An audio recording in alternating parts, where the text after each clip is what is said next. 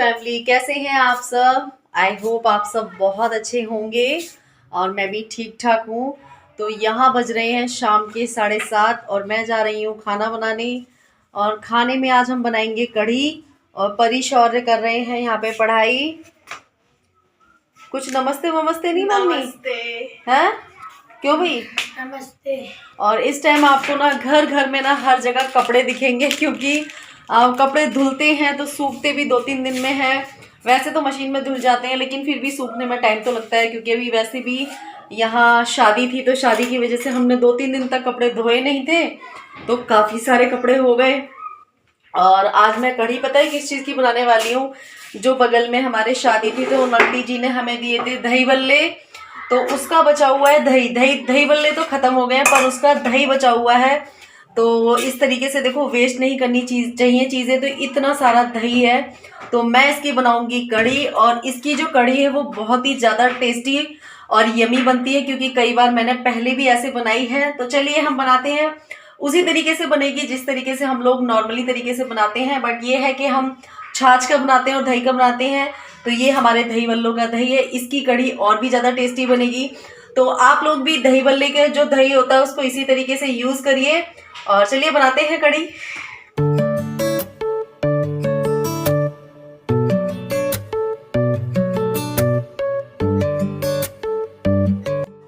तो बेसन को पहले मैं थोड़ा सा छान लूं। और ठंड अब बहुत ज़्यादा हो गई है, ठंड अब बढ़ गई है।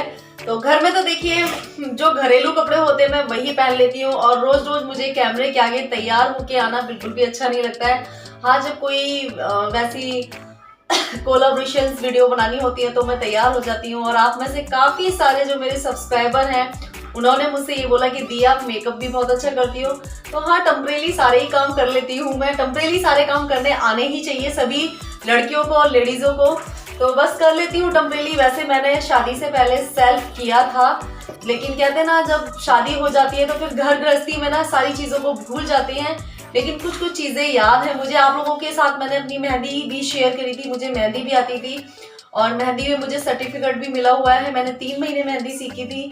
लेकिन मेरी काफ़ी सारी जो फ्रेंड्स हैं वो हमेशा मुझसे ये बोलती हैं कि तू मेहंदी तो इतनी अच्छी लगा लेती थी और अब बिल्कुल भी नहीं लगा पाती। कहते हैं ना टाइम के साथ साथ कुछ चीज़ें याद रह जाती हैं और कुछ चीज़ें भूल जाते हैं। तो मैं मेहंदी भूल चुकी हूँ और स्टिचिंग मुझे याद रह गई है, तो बस मैं स्टिचिंग कर लेती हूँ। और चलो मैं छान लूँ बेसन। और आज हम बनाएंगे गर्मा गर्म कढ़ी चावल। और शाम का टाइम हो रहा है तो मैंने कहा ये दही वेस्ट जाएगा, तो इससे अच्छा तो इसकी कढ़ी बना लो तो अच्छा भी है और खप भी जाएगी। गरम गरम कढ़ी सर्दियों में अच्छी लगती है। और आप लोगों ने शादी के जो ब्लॉग्स मैंने डाले थे उस पर बहुत प्यारे प्यारे कमेंट किए। सच में मैं आंसर नहीं कर पा रही थी क्योंकि मैं बहुत ज़्यादा बिजी थी। तो मैंने कहा चलो आज मैं काम करते करते आप लोगों के ना बातों के आंसर भी करती रहूँ। काफ़ी सारे लोगों ने बोला कि दी जो पहाड़ी ब्लॉग शादी होती है वो बहुत अच्छी होती हैं, और जो जोड़ा होता है जो घूम घूम के करते हैं, सच में मैं भी बहुत ज़्यादा इंजॉय किया मैंने भी। और पहले जब मैं यहाँ आई थी ना मुझे ये सब सॉन्ग वगैरह बिल्कुल भी समझ में नहीं आते थे, लेकिन अब अच्छा लगने लगा है। कहते हैं ना हम जहाँ रहने लगते हैं उस माहौल को फिर हम समझने लगते हैं और उस माहौल में ही हमें अच्छा लगने लगता है। तो बस अब मुझे भी अच्छा लगने लगा है और थोड़ा थोड़ा समझ में भी आने लगा है। तो चलिए हम कढ़ी का प्रोसेस स्टार्ट कर। और यहाँ पे हमारी दही बल्ली की इतनी सारी दही थी तो मैंने ना इसमें एक पैकेट छाछ का डाल लिया था, क्योंकि छाछ का पैकेट भी मैंने मंगाया नहीं था, वो रखा ही हुआ था। तो मैंने उसको भी इसमें डाल दिया और मैंने बेसन को छान लिया था। तो मैंने 2 चम्मच इसमें बेसन डाल दिया है, मतलब 2 चमचे आप अपने हिसाब से डाल लो। और इसमें मैंने धनिया हल्दी मिर्च डाल दिया। मैं इसको अच्छे से मिक्स कर लूँगी, रही से इसको फेंट लूँगी। वैसे तो हम लोग इसे हाथ से भी फेंट सकते हैं, पर है ना थोड़ा सा ठंडा मौसम हो रहा था ना, तो इस वजह से हाथ से फेंटने का मन नहीं कर रहा था। तो मैंने थोड़ा सा इसको पहले चमचे से घुमा दिया था, उसके बाद मैं इसको रही से फेंट दूंगी अच्छे से, ताकि जो हमारी इसमें ना जो हमारा पेस्ट है इसमें हमारे गुठलियाँ वगैरह ना बने। तो मैंने इसको अच्छे से पेस्ट को रही वगैरह से और चमचे की हेल्प से ना अच्छे से पेस्ट इसको अच्छे से फेंट लिया था। तो इसमें ना गुठली नहीं रहनी चाहिए, अगर गुठली रह जाती है ना तो फिर कढ़ी अच्छे से नहीं बनती है। और यहाँ मैंने भगोने में डाल दिया है अपना सरसों का तेल, और उसके बाद मैं थोड़ा सा हींग और जीरा ले लूँगी। हींग जीरा मैंने डाल दिया था, तेल हमारा गर्म हो चुका था। उसके बाद मैंने ये अपना पेस्ट भी डाल दिया। इसमें मैं थोड़ा सा पानी भी ऐड कर दूँगी, नहीं तो जो हमारा पेस्ट है ना वो थोड़ा-सा गाढ़ा हो जाएगा और अभी हमें कढ़ी को खदकाना भी है, मतलब उबालना भी है। तो कढ़ी हमारी कम से कम नहीं तो कढ़ी को हम लोग बोलते हैं, मतलब हमारे पापा वग़ैरह या हम सासू माँ वग़ैरह बोलती हैं कि कढ़ी को बहुत खदकाना चाहिए। जब कढ़ी अच्छे से खदक जाती है ना तभी उसमें टेस्ट आता है। तो मैं कढ़ी को मिनिमम आधा घंटे तक तो खदकाती हूँ। आधा घंटे से थोड़ा बहुत कम 15-20 मिनट तक तो आराम से खदकाती हूँ, ताकि जो हमारी कढ़ी है वो बहुत टेस्टी बने। और यहाँ मैंने पकौड़ों के लिए थोड़ा-सा बेसन घोल लिया और इसमें मैंने अपना घर का पिसा हुआ नमक डाल दिया था, थोड़ा जीरा, थोड़ी-सी हींग डाल दी थी। तो बस मैं पकौड़ियाँ थोड़ी ही बनाऊँगी। मैंने बच्चों से पूछा था कि पकौड़ी खाओगे? तो उन्होंने कहा नहीं, तो मैंने बस थोड़ी कढ़ी के लायक ही पकौड़ी बनाई थी और इधर मेरी कढ़ी उबल रही है। और सर्दियों में ना आप है ना पालक की कढ़ी बनाओ, बथुए की कढ़ी बनाओ और वैसे भी कढ़ी बनाओ ना तो कढ़ी सर्दियों में बहुत ज़्यादा टेस्टी लगती है। क्योंकि सर्दियों में इस तरीके की चीज़ें खाओ ना तो बहुत अच्छा लगता है और कढ़ी हमारी सच में बहुत ज़्यादा टेस्टी बनी थी, मैं आप लोगों को बता नहीं सकती। नॉर्मली जो हमारे हम लोग छाछ वग़ैरह की बनाते हैं ना कढ़ी तो वो इतनी टेस्टी नहीं बनती है जितनी इस दही की कढ़ी टेस्टी बनी थी। आप लोगों को दिख भी रहा होगा, तो टेस्टी भी काफ़ी बनी थी और यहाँ मेरे पकोड़े भी बन चुके हैं। कढ़ी के जो पकौड़ी होती हैं वो बन चुकी हैं। काफ़ी सारे लोग इसमें प्याज वग़ैरह भी ऐड कर देते हैं, वो आपकी मर्ज़ी है, आपको कैसा अच्छा लगता है।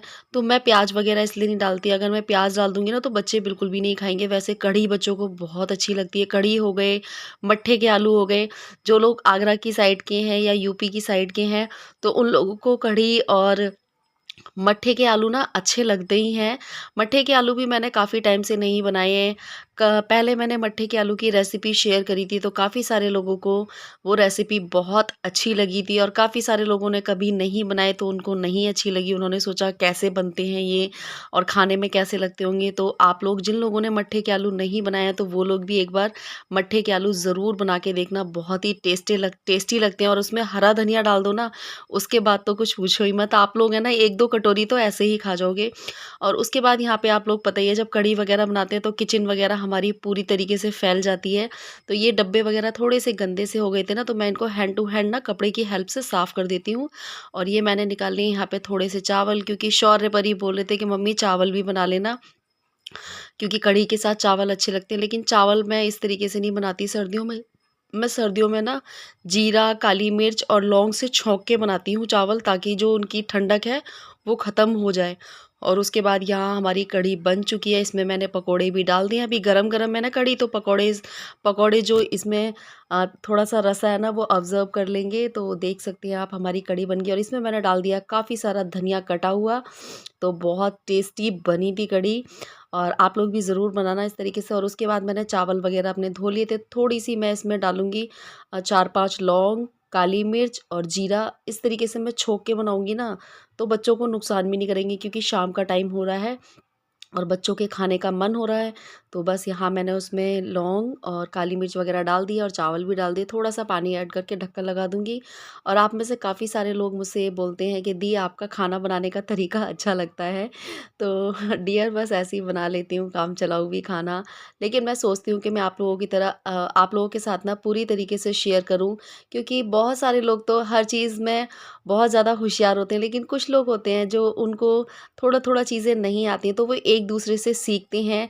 तो बस यहाँ मैंने बर्तन वग़ैरह भी धो लिए थे, क्योंकि कढ़ी बनाने के बाद बहुत सारे बर्तन हो गए थे, तो उन बर्तनों को भी मैंने धो लिया था। सिर्फ़ अब थोड़े से बर्तन हैं, जैसे कुकर हो गया या फिर कढ़ी का भगोना हो गया, तो बस इनको मैं बाद में धो दूँगी। और यहाँ मैंने अपनी रोटी वग़ैरह भी सेंक ली है। तो आप लोग भी खा लीजिए गरमा-गरम खाना, कढ़ी, चावल और रोटी। सब्ज़ी सुबह की थोड़ी-सी रखी हुई थी, तो इसलिए मैंने सब्ज़ी नहीं बनाई है और सच में कढ़ी खा के मज़ा आ गया। और मैंने तो थोड़ी-सी ना इसमें घी डाल लिया था, तब खाया था। और ये है नेक्स्ट डे मॉर्निंग की क्लिप। तो यहाँ पे ना हमारी गली में चटाई बेचने वाली आई हुई थी, तो बेचारी ये दोनों नंद भाभी थीं। अभी आपको एक दिख रही है, तो अभी इनकी नंद और आ जाएगी। तो दोनों नंद भौजाइयाँ चटाई बेच रही थीं।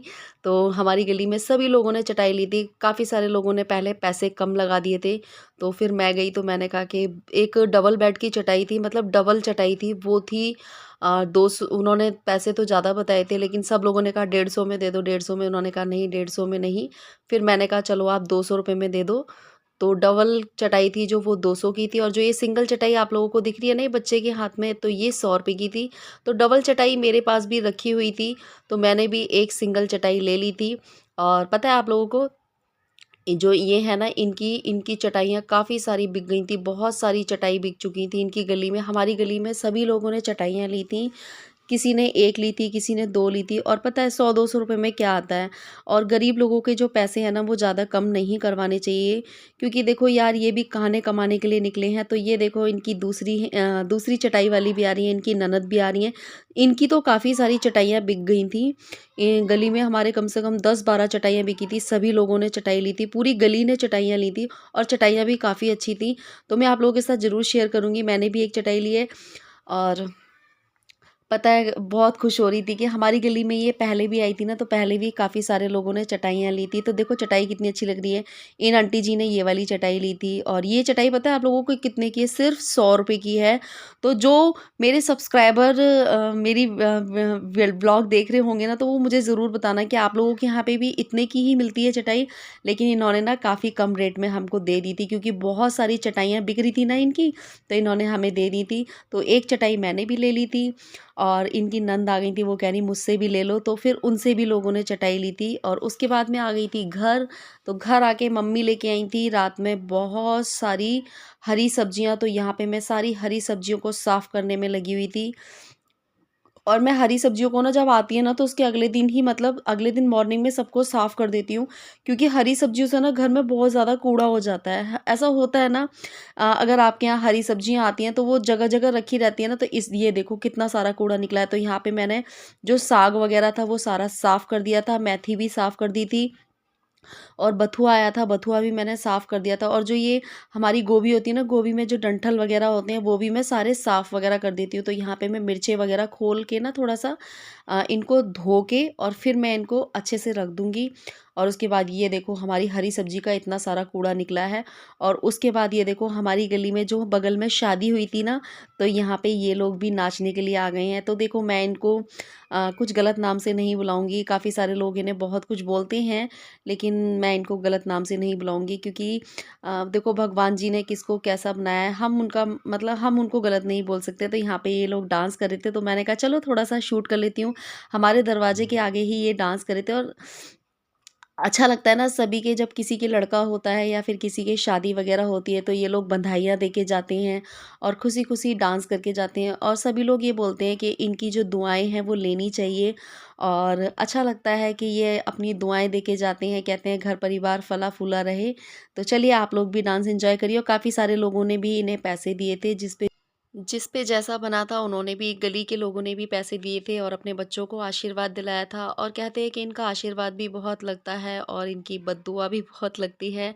तो जब भी हमारे घर में कोई खुशी होती है, जब लड़के की शादी होती है, या हमारे घर में लड़का वगैरह होता है, सभी के साथ सभी के यहाँ पे ऐसा होता होगा, सभी के यहाँ पे आते होंगे, और ये लोग बधाइयाँ वगैरह लेके जाते हैं, और आशीर्वाद दे के जाते हैं नए जोड़े को। और अगर किसी के यहाँ बच्चा होता है, तो उसको, सभी जगह ऐसा होता होगा, तो कहते हैं कि इनका आशीर्वाद ज़रूर लेना चाहिए, और अपने बच्चों को भी इनका आशीर्वाद दिलाना चाहिए। और ये लोग भी ना अपनी लाइफ से ना बहुत ज़्यादा दुखी होते हैं। कभी-कभी ये लोग भी अपनी इस वाली लाइफ को देख के ना दुखी होते होंगे, जैसे कि हम लोग हैं, कभी-कभी हम लोग भी अपनी लाइफ को देख के परेशान हो जाते हैं। तो बस मैंने थोड़ा-सा शूट कर लिया था, और लेकिन क्या कर सकते हैं, जिसको भगवान ने जैसी लाइफ दी है उसको वैसे ही रहना पड़ेगा। तो यहाँ पे इन दोनों ने डांस किया था, दोनों ने डांस अच्छा किया था। तो ये अम्मा जी भी अपनी बेटी को आशीर्वाद दिलवाने के लिए आई थी। और वैसे कहते हैं कि ये ना पैसे-वैसे ज़्यादा माँगते हैं, अगर इनसे प्यार से बात करो तो ज़रूर ले लेते हैं। ये भी हम लोगों की तरह नॉर्मल इंसान ही होते हैं, इतने बुरे नहीं होते हैं ये। हाँ, लेकिन ये है कि कुछ लोग ऐसे होते हैं जो घर, अगर किसी की औकात ना हो तो वहाँ पे ज़्यादा पैसे माँग लेते हैं, ऐसा नहीं होना चाहिए। तो मैंने शौर्य से भी पैसे दिलवा दिए थे। तो चलिए, आप लोग भी डांस देख लीजिए।